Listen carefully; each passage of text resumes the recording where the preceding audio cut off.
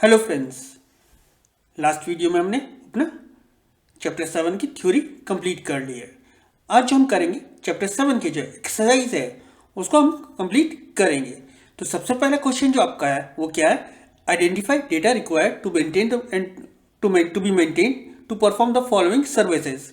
सबसे पहला इसके अंदर आपके 4 पार्ट्स दे रखे। सबसे पहला पार्ट में क्या है आपसे पूछा गया? Declares exam result and print E certificate. अगर आपके पास ये डेटा है तो आपको क्या चीज़ मेंटेन करनी पड़ेगी? To perform the following services. तो आपको सबसे पहले आपको पता होना चाहिए ये जो आपका डेटा होगा ये कौन सा होगा? दैट इज स्ट्रक्चर्ड डेटा होगा। स्ट्रक्चर्ड डेटा का मतलब क्या है कि ये आपका टेबुलर फॉर्मेट में स्टोर हो रहा होगा, क्योंकि आपको करना क्या है, एग्जाम का रिजल्ट आपको डिक्लेयर करना है और एक ई सर्टिफिकेट जो है वो इशू करना है। तो उसके लिए आपको क्या चाहिए होगा? एक एनरोलमेंट नंबर आप फील्ड ले लोगे या रोल नंबर ले लोगे जो कि यूनिक होना चाहिए। तो हम क्या ले लेते हैं? एक एनरोलमेंट नंबर ले लेते हैं। देन आपके पास क्या होगा? ये आपकी क्या हो जाएगी? प्राइमरी की हो जाएगी। प्राइमरी की का मतलब क्या? जितने भी एनरोलमेंट नंबर्स होंगे वो क्या होंगे? यूनिक होंगे, वो रिपीट नहीं होंगे। हर स्टूडेंट का एक एनरोलमेंट नंबर होगा जो कि यूनिक होगा। देन आप क्या ले लोगे? स्टूडेंट का नाम ले लोगे। देन आप सब्जेक्ट्स की लिस्ट ले लोगे, आपके सब्जेक्ट की लिस्ट आ जाएगी। देन आपके मार्क्स आ जाएंगे, थ्योरी के आ जाएंगे। देन मार्क्स प्रैक्टिकल के आ जाएंगे। देन आपका टोटल मार्क्स आ जाएंगे। देन आपका ग्रेड होगा, वो ऑप्शनल होगा, या देना चाहो या नहीं देना चाहो। तो ये आपके पास ये फील्ड्स आपको चाहिए। और जो आपका डेटा होगा वो किस फॉर्म में होगा? दैट इज स्ट्रक्चर्ड फॉर्म में। स्ट्रक्चर्ड फॉर्म का मतलब क्या है? दैट इज टेबुलर फॉर्मेट में आपका डेटा स्टोर हो रहा होगा। तो आप उसके अंदर एनरोलमेंट नंबर, स्टूडेंट का नाम, list of subjects, marks code, full name, full marks and grades ले सकते हो। तो आपका पहला जो पार्ट है वो आपका कंप्लीट हो गया। दूसरा आपका क्या है? Register participants in exhibition and issue biometric card. ये भी जो आपका डेटा होगा ये भी क्या होगा? आपका स्ट्रक्चर्ड होगा। दैट मीन्स ये भी जो आपका डेटा होगा दैट इज टेबुलर फॉर्मेट में स्टोर हो रहा होगा। इस पार्ट बी के अंदर हमने जो फील्ड्स ले रखे हैं वो कौन कौन से ले रखे हैं? आप क्या ले लोगे? एक सीरियल नंबर फील्ड ले लोगे। देन आप बायोमेट्रिक की डिटेल ले लोगे। सपोज आपके पास 2 कीज हो जाएंगी, वो क्या हो जाएगी? एक सीरियल नंबर हो जाएगी। देन आपकी बायोमेट्रिक की डिटेल हो जाएगी, नेम हो जाएगा और एड्रेस हो जाएगी। दैट मीन्स 2 टेबल होंगी जिसके अंदर बायोमेट्रिक डिटेल्स होंगी वो क्या होगी? फॉरेन की होगी। और जब आपकी सीरियल नंबर होगा वो क्या होगा? प्राइमरी की होगा। उसके अंदर नेम और एड्रेस भी आपका स्टोर कराओगे। To uniquely identify every registered participant, serial number should be taken as a primary key and biometric details should be used as foreign key, and they are will be also a unique for every participant, and name and address field can be added as a data set of registered participant. तो आपको जैसा भी मैंने बताया तो आपके पास क्या होगा? या फिर आप एक ही टेबल के अंदर भी कर सकते थे। यहां पर आप क्या कर सकते हैं? सिर्फ सीरियल नंबर को आप क्या कर दोगे? प्राइमरी की बना दोगे। तो ये आपका क्या हो जाएगा? प्राइमरी की हो जाएगा। और इसके अंदर आप बायोमेट्रिक डिटेल आप एक फील्ड ले लोगे। देन आप क्या कर लोगे? नेम ले लोगे पार्टिसिपेंट का और एड्रेस ले लोगे। तो ये भी आपका जो होगा क्या होगा? दैट इज स्ट्रक्चर्ड डेटा होगा। To search an image by a search engine. Suppose आपको कोई फाइल सर्च करनी थी, इमेज सर्च करनी थी abc.jpg। तो अगर आपको ये किसके थ्रू सर्च करनी थी? गूगल के थ्रू या कोई किसी भी सर्च इंजन के थ्रू सर्च करनी थी, तो ये जो आपका डेटा होगा ये कौन सा होगा? दैट इज अनस्ट्रक्चर्ड डेटा होगा। क्योंकि यहां पर आप क्या यूज कर रहे हो? चलिए नेक्स्ट स्लाइड पर ही चले जाता हूं जहां पर इसका मैंने आंसर दे रखा है। ये जो आपका डेटा होगा ये क्या होगा? अनस्ट्रक्चर्ड डेटा होगा। कौन सा होगा? दैट इज अनस्ट्रक्चर्ड होगा। क्योंकि यहां पर आप क्या यूज कर रहे हो? यहां पर आप फाइल का नाम यूज कर रहे हो। दैट मीन्स आप क्या यूज कर रहे हो? Meta data. मेटा डेटा क्या होता है? Data of data. That means अब एक आपके पास एक डेटा जो जिसको आप क्या बोल रहे हो? इमेज है, और उसको आप सर्च करना चाहते हो किसके through? That is search engine के थ्रू। दैट मीन्स गूगल या कोई किसी भी सर्च इंजन के थ्रू आप सर्च करना चाहते हो। तो उस कंडीशन में आपके पास क्या होना चाहिए? फाइल का नाम होना चाहिए, या फिर आप उस फाइल का साइज आपको या उसकी डिटेल्स जो होगी वो आपके पास होंगी, तो आप उसको सर्च कर सकते हो। दैट मीन्स उस फाइल का मेटा डेटा आपके पास होगा तो आप उसको सर्च कर सकते हो। तो ये आपका जो डेटा होगा ये कौन सा होगा, अनस्ट्रक्चर्ड होगा। पहला क्या होगा, स्ट्रक्चर्ड है, दूसरा आपका स्ट्रक्चर्ड था, और तीसरा आपका क्या है, अनस्ट्रक्चर्ड है। फोर्थ आपका क्वेश्चन क्या है, फोर्थ पार्ट क्या है, to book an OPD appointment with the hospital in specific department. ये आपका क्या होगा, दैट इज स्ट्रक्चर्ड डेटा होगा, क्योंकि ये भी क्या होगा, एक पर्टिकुलर फॉर्मेट के अंदर आपकी वैल्यूज स्टोर हुई होंगी किसी टेबलर फॉर्मेट में। तो आपका जो टेबलर फॉर्मेट में डेटा होता है वो क्या होता है, आपका स्ट्रक्चर्ड डेटा होता है। तो इस यहां पर आपके पास क्या क्या चाहिए, अगर हम फील्ड्स की बात करें तो आप यहां पर क्या होगा, अपॉइंटमेंट नंबर होगा आपका, पेशेंट का नाम होगा, किस डिपार्टमेंट के अंदर आपको दिखाना है उस पेशेंट को वो दिखाना, वो फील्ड होगा। Then earlier history of medication of patient, that means उसका पहले का जो प्रिस्क्रिप्शन होगा वो पेशेंट का वहां पर ऑलरेडी अवेलेबल होगा। तो ये आपकी फील्ड्स होंगे, और ये आपका जो डेटा है ये कौन सा होगा, दैट इज स्ट्रक्चर्ड डेटा होगा। तो आपके पास अगर हम चारों आंसर्स देखें तो पहले में क्या था, स्ट्रक्चर्ड था डेटा था, और मैंने आपको फील्ड्स भी बता रखे हैं। बी आपका क्या है, दैट इज स्ट्रक्चर्ड डेटा है, सी आपका अनस्ट्रक्चर्ड डेटा है, और डी आपका स्ट्रक्चर्ड डेटा आपका आंसर हो सकता है। और इसकी जो फील्ड्स है वो ये अवेलेबल होंगे। चलिए अपना नेक्स्ट क्वेश्चन देखते हैं। तो हमारा क्वेश्चन नंबर 1 हो गया है। नेक्स्ट क्वेश्चन हमारा क्या है, question number 2। A school having 500 students wants to identify beneficiaries for a merit cum means scholarship achieving more than 75% for 2 consecutive years and having family income less than 5 lakh per annum. Briefly describe data processing step to be taken by the beneficial. Prepare the list of schools. तो अगर आपको क्या करना है, अब आपको 500 students का data चाहिए था स्कूल से, और उसके अंदर क्या होना चाहिए था, 2 consecutive ईयर्स, उसकी जो परसेंटेज होनी चाहिए थी वो क्या होनी चाहिए थी, दैट इज मोर देन 75% होनी चाहिए थी। और फैमिली की जो इनकम थी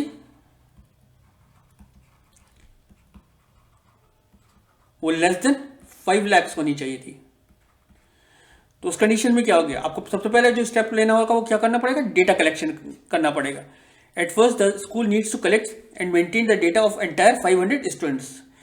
Dataset attribute must be, that means enrollment number होगा, जो attribute that means columns होंगे, student का नाम होगा, percentage of the last year और percentage of the last to last year, that means 2 साल की परसेंटेज, और फैमिली इनकम वाली फील्ड होगी। दैट मीन्स अब आपके पास क्या होगा, एक स्ट्रक्चर आपने बनाया होगा, इसके अंदर आपने क्या क्या स्टोर कराया होगा, दैट मीन्स ये आपका एनरोलमेंट नंबर हो जाएगा, देन आपका स्टूडेंट का नाम हो गया, देन आपके पास क्या आ गया, percentage last year, then percentage last to last year, then आपके पास फैमिली इनकम आ जाएगी। ये आपके फील्ड्स हो जाएंगे। अब ये इस फील्ड के अंदर डेटा तो आ गया, 500 स्टूडेंट्स का आपने डेटा ले लिया। अब आपको करना क्या है, उस डेटा को प्रोसेस करना है। आपका सेकंड स्टेप क्या होगा, डेटा प्रोसेसिंग का होगा। आपको एक क्वेरी रन करनी पड़ेगी जिसके अंदर आपको क्या चेक करना पड़ेगा, जो आपकी जो लास्ट ईयर की परसेंटेज है वो लेस देन 75 है, या फिर लास्ट टू लास्ट ईयर की परसेंटेज 75 है, और फैमिली इनकम जो है वो ग्रेटर देन 5 lakhs है। तो उस डेटा को आप क्या करोगे, एलिमिनेट कर दोगे, उसको हटा दोगे।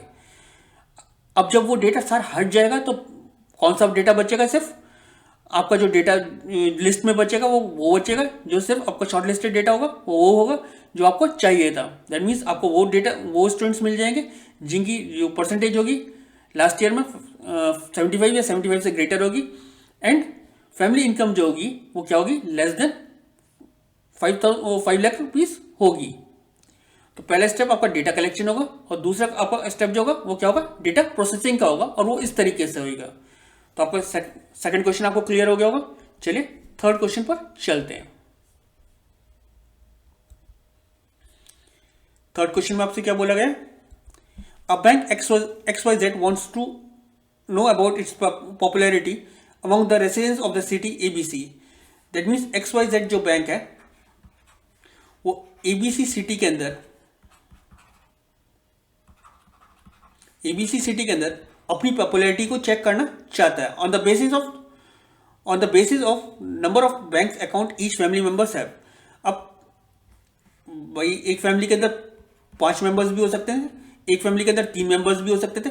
अब इस फैमिली से 2 अकाउंट इस बैंक में थे, इस फैमिली से 1 अकाउंट इस बैंक में था।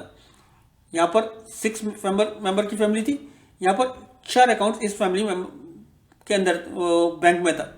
यहाँ पर 7 मेंबर्स की फैमिली थी, यहाँ पर लेकिन सिर्फ एक ही अकाउंट था। तो आपको क्या करना है, सबसे पहले आपको शॉर्टलिस्ट करना होगी। Shortlist only keep data set of those family members who city is ABC। अब यहाँ पर जरूरी कोई सारे ABCD वाले जो बंदे हैं उन्हीं का अकाउंट इस XYZ बैंक में हो। यहाँ पर BAB के नाम के भी हो सकते थे, हल्द्वानी के भी लोग हो सकते थे, नैनीताल के भी लोग हो सकते थे और डिफरेंट सिटीज के भी लोग हो सकते थे। तो अब आप क्या करेंगे, सिर्फ ABC वाले जो सिटी के होंगे उनके उस डेटा सेट के अंदर सिर्फ आपको चेक करना है। तो सबसे पहले आप क्या करोगे, number of accounts in the bank of that family member और उसकी लेंथ को डिवाइड कर दोगे। सपोज आपकी फैमिली मेंबर्स की लेंथ कितनी थी, 7 थी और इसके अंदर 3 अकाउंट थे, तो इसको आप डिवाइड कर दोगे फॉर ईच फैमिली। दूसरा आप क्या करोगे, sum of average salary of the person in the family divided by number of family members, आप ये पार्ट करोगे। अब फिर आप जेड फैक्टर कैसे निकालोगे, सम ऑफ इंडेक्स -1, दैट मीन्स आपका ये वाला स्टेप और सेकंड वाले स्टेप को मल्टीप्लाई करोगे for each family member of our table. जब ये आप कर लोगे तो आपको जिनकी भी अगर जो ज़्यादा जेड फैक्टर होगा तो उसकी पॉपुलैरिटी ज़्यादा होगी। अगर आपका जेड फैक्टर लेस होता है तो आपकी जो पॉपुलैरिटी होगी वो क्या होगी, दैट इज लेस होगी। चलिए ये आंसर भी आपको क्लियर हो गया होगा। अपने नेक्स्ट क्वेश्चन पर चलते हैं।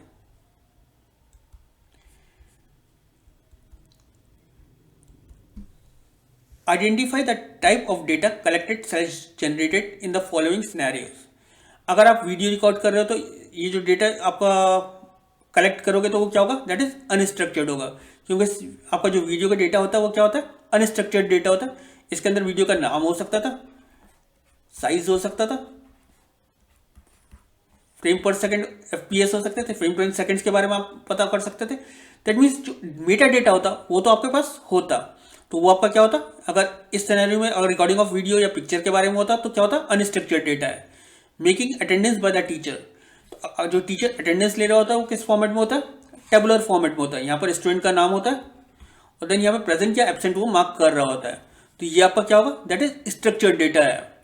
राइटिंग ट्वीट्स, आप जब ट्वीट्स लिखते हो ट्विटर पे तो वो उस कंडीशन में क्या होता है, एक स्ट्रक्चर्ड फॉर्मेट वो जारी होती है, तो वो आपका क्या है, दैट इज स्ट्रक्चर्ड डेटा होता है।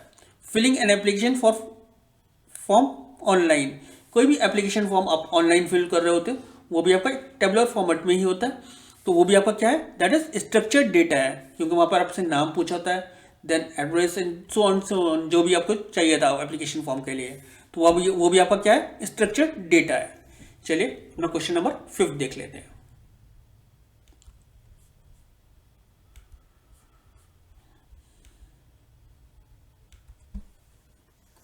Consider the temperature in Celsius of 7 days of a week as 24, 34, 27, 28, 27, 34, 34. Identify the appropriate statistical technique to be used and calculate the following. Find the average of the temperature. अगर आपको मैंने पहले ही बता रखा है average निकालनी है तो आपको क्या निकालना पड़ेगा, दैट इज मीन।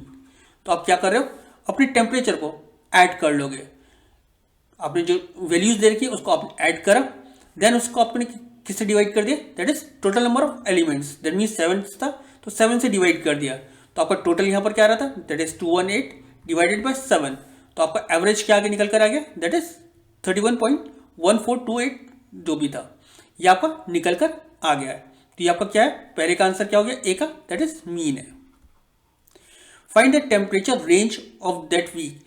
अगर आपको टेम्परेचर रेंज निकालनी है तो आप क्या निकालोगे, रेंज अगर आपको निकालनी होती है तो आप क्या करते हो, आपको मैक्स वैल्यू और मिन वैल्यू आप वो निकालते हो उसमें से और उसको माइनस कर देते हो, तो आपकी मैक्स वैल्यू यहाँ पर क्या आ रही है, दैट इज आपकी 34 है। इस लिस्ट के अंदर आपकी मैक्स वैल्यू 34 है और आप जो मैक्स मिन वैल्यू है वो 27 है। अगर आप 34 को 27 से माइनस करोगे तो आपकी रेंज निकल कर आ जाएगी, that is 7। Find the standard deviation temperature. अब उस कंडीशन में आपको क्या करना पड़ेगा, सबसे पहले आपको मीन निकालना पड़ेगा। मीन निकालने के बाद आप उसका स्क्वायर रूट निकालोगे, देन आपका स्टैंडर्ड डिविएशन निकल कर आ जाएगा। ये तो आपको क्लियर हो गया होगा। चलिए अपने नेक्स्ट क्वेश्चन देख लेते हैं, that is question number 6।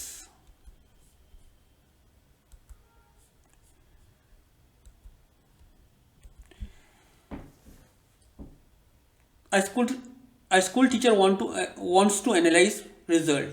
Identify the appropriate statistical technique to be used among with its justification for the following cases. आपको ये दो केसेस दे रखे हैं।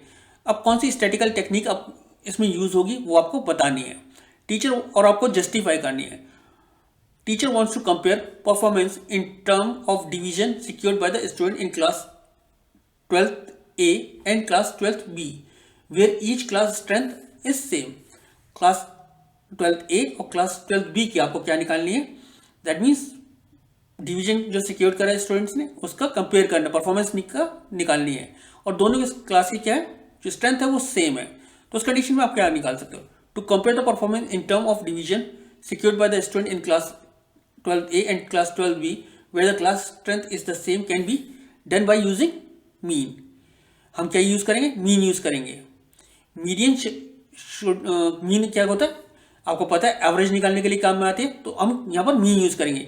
Median shall not be use as its tell the centre element of the stored list and standard deviation can not be use to as it represent the deviation for the mean. Standard deviation can not be use as it represent the deviation for the mean value only. तो हम यहाँ पर क्या निकालेंगे, mean निकालेंगे। Mean आपका क्या है, अप्रोप्रिएट है। अगर आपको यहाँ पर स्टूडेंट की वैल्यू क्लास 12th A और 12th B का आपको कंपेयर करना है, तो हम मीन निकालकर कंपेयर कर लेंगे। टीचर अब क्या है, दूसरा क्या है, teacher has conducted 5 unit test. Teacher ने क्या करें, 5 यूनिट टेस्ट कंडक्ट करें जुलाई से लेकर नवंबर तक, and wants to compare the performance in these 5 months. और इन 5 मंथ्स की जो परफॉर्मेंस है उसको कंपेयर करना चाहते हैं। अगेन यहाँ पर आप क्या निकाल लोगे, मीन निकाल लोगे। अगर आप मोड निकालोगे, मीडियन निकालोगे तो क्या होगा, मिडिल एलिमेंट निकालता है। मोड निकालोगे तो आप क्या मोड भी यहाँ पर काम नहीं करेगा, तो यहाँ पर हम क्या निकालेंगे, mean is the appropriate statical technique is to be use. तो पहले का आंसर भी क्या होगा, मीन होगा, और दूसरे का आंसर भी यहाँ पर मीन होगा। तो अब हम अपना क्वेश्चन नंबर 7 देख लेते हैं।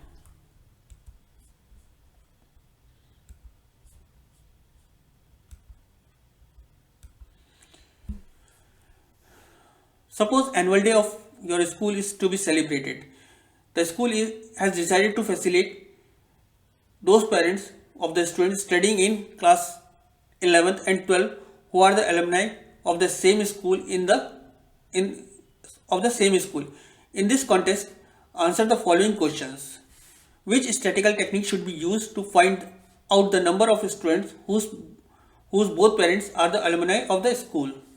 तो अब आपको क्या करना है, स्टैटिकल टेक्निक्स आपको बतानी है यहाँ पर उस वहाँ पर कि कौन से आपके जो स्कूल के अंदर जो स्टूडेंट के जो वो जो पेरेंट्स हैं वो एलुमनाई थे किसके, स्कूल के थे। तो आप यहाँ पर क्या निकालोगे, मीन निकाल लोगे, mean of the previous records of the students whose parents are the alumni. तो आप यहाँ पर मीन निकाल लोगे। How varied are the age of the parents of the student of that school. तो उस कंडीशन में भी आप स्टैंडर्ड डिविएशन निकाल लोगे। तो पहले का आंसर आपका यहाँ पर क्या हो जाएगा, मीन हो जाएगा, और दूसरे का आंसर आपका क्या हो जाएगा, स्टैंडर्ड डिविएशन हो जाएगा। चलिए नेक्स्ट क्वेश्चन देख लेते हैं अगर है तो।